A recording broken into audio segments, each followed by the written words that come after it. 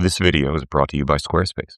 From custom domains to beautiful websites using their easily customizable templates that you can have up and running in minutes, e-commerce, email and email marketing, SEO, analytics, and scheduling, Squarespace does it all and has done it for us for the last 11 years.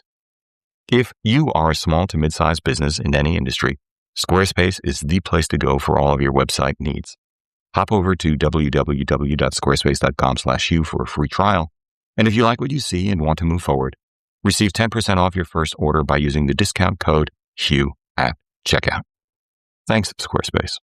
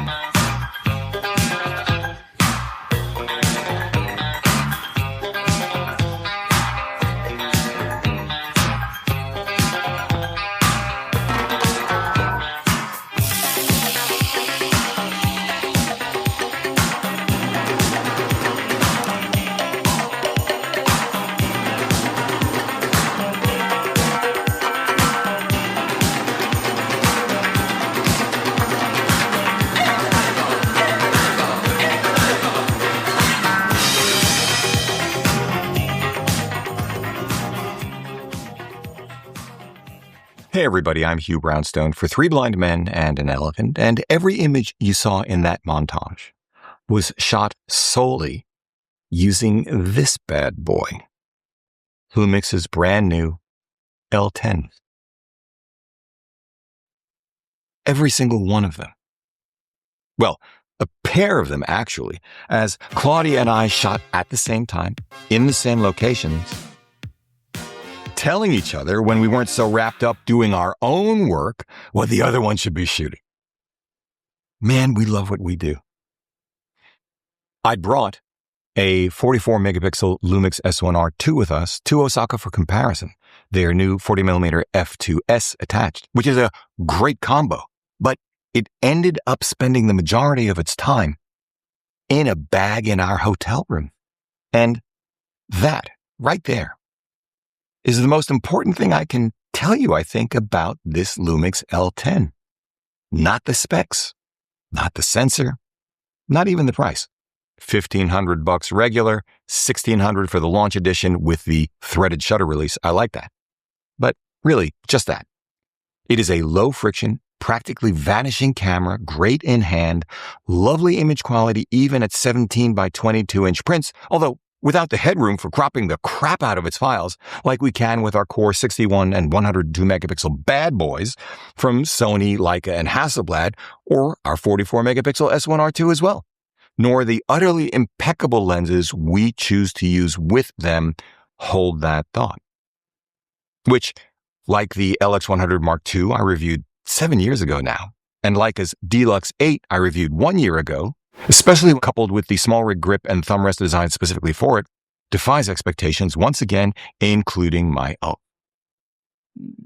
Yet not entirely, because my experience with both earlier cameras inevitably creates the context for the L10. It ought to be functionally better than either one. And it is, even if that's not the full story, because of course it never is. But the most important thing of all I can tell you, all things considered, is this. Photography, real photography, the kind that burns images into your brain and your memory, the kind that when you print it makes you happy, has far less to do with the gear than it does with the photographer. No newsflash, it always has. Cartier-Bresson said it half a century ago as elegantly as it has ever been said. It's about how well, in a single moment, head, heart, and eye align. The camera's only job at that point is to get out of the way, and the LUMIX L10 gets out of the way. The question worth asking, the question this video is really about, is why? Well, why this camera, this company? Why here and now of all places? And why do I insist upon this digression? The day after the official launch, Panasonic put us on a bus and took us to Kadoma. Forgive me if I butcher the names. The historic hometown of the company. Neither Claudia nor I knew what to expect. I vaguely assumed Silicon Valley East, modern glass and steel, low-slung, maybe carefully placed minimal wood accents, but that's not what we found.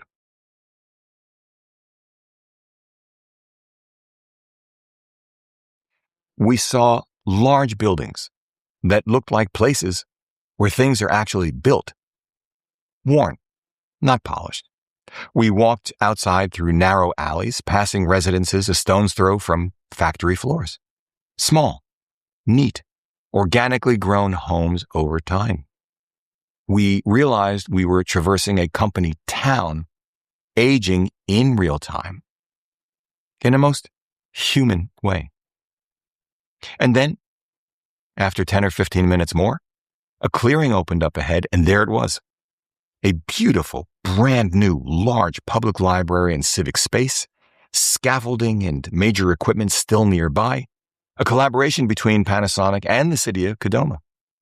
Literally opening for the very first time that day we arrived. Inside, floor after open floor of books, space to sit, read, absorb, unwind, rest. It was quiet. It was filled but not overcrowded with locals, young, old, parents, children, cafe employees, each one just there. Not performing community, being community. The pride on the faces of the Panasonic people showing it to us said everything. And in that, I thought maybe, just maybe, what we're looking at is a corporation that can still see itself as part of a society, not floating above it, not strip mining attention from it, not merely extracting value from it, but belonging to it, part of it. I saw, Claudia and I saw, we felt, something that I imagine looked and felt the way Kodak once did in Rochester, New York, what Ford once was to Detroit, Michigan, a different kind of social contract than what most of us experience today. I barely took a shot. I just soaked it in. The following afternoon, back in Osaka, as the office towers began to empty toward the end of the business day and people headed home, Claudia and I wandered along the Dojima River, L10s in hand, past the Nakanoshima Museum of Art, along the promenade by the Tosabori River. Spotless walkways. Salarymen taking time to decompress on a bench before boarding trains. Couples strolling. Parents chatting while children played with other children. Trains arriving and departing without drama, without squealing. Not a piece of trash in sight, no potholes, no honking, no yelling, just quiet, calm, orderly, quiet enough to hear and see the laughter. I began wondering, to what exactly was I reacting? I don't think it was just Japan. I think it was something more structural than that. Beyond an industrious people, beyond a smart people, a warm people, an incredibly accomplished people, nice people, more than all of that, too. Maybe competence, civic competence, design competence, human competence. A society that still appears, at least from the outside, to believe that public life should possess dignity, respect, care. Put differently, we'd come to Osaka to evaluate a camera. By the time we left, we'd begun to evaluate the next stage of our lives. As I just said, we know there's an enormous difference between visiting for a week and living somewhere, even part-time. But in that liminal space, there is room to experiment. We are thinking about that deeply. Which brings us back to the L10 for a different reason. Because the cameras we choose, the companies we choose to vote for with our wallets, reflect deeper things than we usually acknowledge. Not simply cost versus function, not tribalism, not fandom. Priorities. Values. Beyond the products, what do the companies from whom we buy optimize for? What do they reward? What assumptions about humanity are embedded in the products themselves and the way they treat their people? The way they treat us, their customers. Panasonic had me a joy when their executive, Yuta Sugawara, took the stage to present the L10 and didn't mention a single spec, not one. He talked about joy. Not instead of image quality, not in spite of specs, but as the reality of being human and the goal, the basis for everything else. Claudia and I not only like the camera, we like Panasonic. That's worth saying. And this time, because the L10 demanded less of us, we found our appetite for capturing moments sated, room for contemplating our years ahead of us, maybe more of it spent in Osaka, captivating. I think the L10's price works. I think the output works. I think the trade-offs Panasonic made to get there work. Well earned. Smart. So let's turn to that. The L10 is, in essence, the latest generation of Panasonic electronics. The sensor found in their Micro Four Thirds flagships, the video-centric GH7 and photocentric G9 Mark II, coupled with the processor found in even their newest full-frame S12 and S1R. And, I didn't expect this, powered by the same latest 2200 milliamp hour battery found in those bigger cameras. That componentry is wrapped in what is, for all intents and purposes within the Panasonic lineup, a next-gen LX100 III body, including, interestingly enough, the latest iteration of the same leaf shutter-equipped Leica DC Vario Sumilux 10.9 to 34mm f1.7 to f2.8. First found in the original 12-megapixel LX100 in 2014, then the 17-megapixel LX100 Mark II of 2018, now driving 20 effective megapixels in the L10, still doing the business 11 years on. Which is to say, proven guts, vastly improved autofocus, updated all-metal, aluminum and magnesium chassis, a 3-inch articulating rear panel, an improved OLED EVF, and an updated manual of arms borrowing the customizable scroll wheel and concentric function button from the Leica Deluxe 8, which in turn is borrowed from Leica's Q3. As for the crazy video specs, forget about it. This is not a day-in, day-out video camera, nor should it be. Altering it to serve that role would destroy everything that makes it what it is, from size, ease of use in hand, to the price. As for the competition, some of us will think of the L10 as what the Deluxe 8 should have been, or as a preview of what the Deluxe 9 is likely to be. Of course, both lines were built from the same Panasonic-Leica partnership. No controversy there. What's interesting is that these two latest cameras are within a few $100s of each other and are both simultaneously more similar and less similar than ever before. Because suddenly the question of which one to buy no longer comes down to price. So if you want some buying advice, I'll tell you this. Get the Deluxe 8 if you prefer its ergonomics and menu system, which I do, and you're satisfied with contrast detection only autofocus, the absence of an articulating screen. Get the L10 if you want significantly better autofocus, better battery life, and articulating screen, and don't mind the very much more fiddly rear control dial. What about the $1,800 40-megapixel APS-C Fujifilm X100 VI? It's a fan favorite. I like it. It also disappears in the hand, and it comes with 40 megapixels. But cropped to a 75mm equivalent field of view, And in the Fujifilm, you're left with less than 9 megapixels. The L10 at the same reach retains all 20 because you're zooming, not cropping. That's more than double the megapixels available for however you want to use them.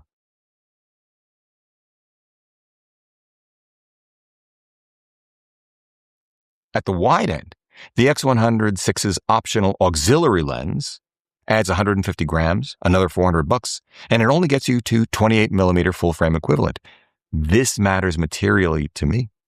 The L10 is simply a more versatile camera and marginally lighter with better autofocus and a better menu system as far as I'm concerned. None of which diminishes the X100-6. If you shoot exclusively at the full-frame equivalent field of view of a 35 and plan to print large, it gives you a better starting point at that field of view. Different tool, different job. Ricoh GR series, smallest of all by far, beloved by many. But for me, no EVF stops me cold. It shares the X100-6's field of view limitations, and the size and ergos of the GR series just don't suit me. The real competition for me, considering what the L10 can do, thus the way I respond to it the way I do, it sat in our hotel room. If I'd chosen Panasonic's excellent LUMIX S204060 f2.8 instead of the 40f2 for the S1R2, the 204060 is our daily driver here in the Batcave attached to an S1 II, and you're looking at it right now, I'd have had a much higher resolution, far more versatile, full-frame kit with a different caliber of lens, offering greater resolving power across the frame, better chromatic aberration control, better distortion, capable of rendering a full 2 stops shallower at the long end, along with a dramatically bigger, higher resolution and comfortable EVF, industry-leading IBIS rather than the L10's lens IS only, a faster top-end mechanical shutter that eliminates the "do I bring an ND filter this time?" question, a 4-way articulating rear screen allowing it tilt only without the need to swing it out first, and faster handling, faster operation, wider dynamic range, better high ISO performance, dramatically higher burst rates, bigger buffer, and a dust, weather, and moisture-resistant body specifically designed to be a kick-ass video hybrid with 2 card slots, SD and CF Express Type B, full-size HDMI port, up to 8K recording. You get the idea.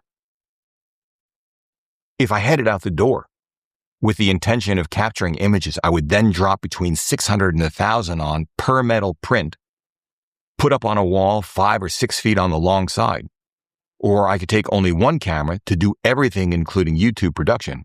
Well, these are the use cases for the S1R2 kit every time. But of course, that kit is just about 2.5 times the price, size, and weight of the L10 at $3,800, 2 or 3 liters in a camera bag, and somewhere between 1.2 and 1.3 kilos, depending on cards. And that gets tired fast on the street. Of course, I'd also have the ability to go dramatically longer or wider if I'd wanted to, but that was never part of the plan for this trip. What if I wanted something smaller, lighter, and less intrusive than the S1R2 with even higher image quality, shallower depth of field than this 204060 2.8, and limited myself to a single focal length closest to the way I actually see the world and shoot 90% of the time in real life? Well, that would be my Leica Q343 with helium grip, but that is also next level commitment artistically and at 8.5 large if you don't already own it, financially. If I wanted the versatility of the S1R2 in a smaller package and almost the IQ of the Q343, greater versatility than the Q343, well then I'd go Sony A7CR, which is why I have both. Performance and versatility per gram. Performance and versatility per dollar. Joy in hand because it fits, it feels good, and it disappears. Shots gotten, Claudia will tell you, that she wouldn't have gotten any other way because it is such an unobtrusive kit. That is the L10's argument and it is a compelling one. Even if, let's cover this now, all that glitters is not gold, and the first couple of hours with the camera were frustrating. Factory defaults wreaked havoc on our flow, as they did with virtually every camera the first time a YouTuber goes hands-on with it. Ergos? The secondary controls are fiddly, but that rear control dial was the weakest link. Too easily, accidentally pressed, sending the camera careening into submenus neither of us had any intention of navigating. Way too much futzing. The 1/2000th of a second mechanical shutter speed wasn't fast enough for wide-open shooting in the Osaka sun, though electronic shutter gets you to 1/32,000th of a second, and a small variable ND is not beyond the realm of possibility. We'd have preferred a tilting screen over the flippy one. Tilting means less futzing. Less futzing means shorter distance between execution. For photographers anyway, which is the target audience. Let's make no mistake about that. Startup time from off, long. Zoom speed via a twist of a non-powered zoom ring, long. But in the end, neither of us care. That's because we took the time to use the L10 in anger long enough and were encouraged enough by what we were seeing as we chimped image after image that we invested another hour or so to overcome the factory defaults. We learned how to set up the camera for how we work. Within an hour of that, both of us had stopped thinking about the camera entirely. For what we do, wake-up time from warm was fine. Zoom speed the way we shoot, dramatically faster than changing primes or pulling out a second body. And if you shoot the way we do, we already know and set the camera to the field of view we want. Yeah, at that point, we were just shooting and having a blast. Back at home, I printed a number of images on 17 by 22 paper for a usable surface area 29 times larger than an Instagram story on my iPhone 17 Pro, 55 times larger than a square Instagram post. Most of us don't print at all, let alone at this size, and they looked great. The question, really, is less, do I need more, than when do I need more? For precisely what purpose, and how often. I'll wrap it up this way. Our time with the L10 in Osaka was illuminating, no pun intended. A bit disorienting, actually, because I did not anticipate leaving the S1R2 in the hotel like that. That is one heck of a proof point. Still, my Leicas and Hassies aren't going anywhere. Neither is Claudia's A7R5 with her 50mm 1.4 G Master essentially bolted on full time, nor my A7CR. Not our trio of LUMIX S5 IIs we use for 3-camera shoots. Not the S1II and S1R2 we use here in the Batcave for YouTube videos and product shots. We are statistical outliers, I know that. We print Mongo, we crop the crap out of images to optimize the ratio of schlepping and futzing per unit of image quality. And because we love what we do, we choose to prioritize budget toward gear over many other things. We're more than fine with that. But here's what this trip confirmed beyond what it meant to us. Anyone, millennials, Gen Z, boomers, anyone north of middle age, too, carrying ounces rather than pounds through hours on the street will feel what we felt. Relief, comfort, freedom. The L10 is small enough to disappear in your hand, large enough to stay comfortable, capable enough that at normal image sizes and viewing distances, for somewhere between 95 and 99% of us, 95 and 99% of the time, it is genuinely all one needs for travel, street, friends, family, everyday carry.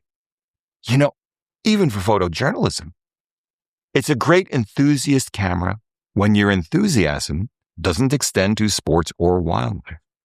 A camera any smaller, fewer controls for me would have undermined the experience. And if you squint just a bit, stretch your mind just this much more. Just like the Deluxe 8, it sure does remind me of a Zoom-equipped Mini Q. Just saying.